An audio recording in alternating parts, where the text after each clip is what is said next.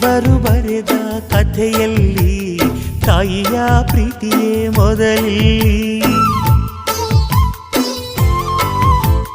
ಹೆತ್ತವಳು ಬರೆದ ಕಥೆಯಲ್ಲಿ ಕಂದನ ಪ್ರೀತಿಯೇ ಮೊದಲಿಲ್ಲಿ. ಹಾರಾರಿರಾರೋ ಹಾಡು ಪ್ರೀತಿಗೆ ಮೊದಲ ಹಾಡು.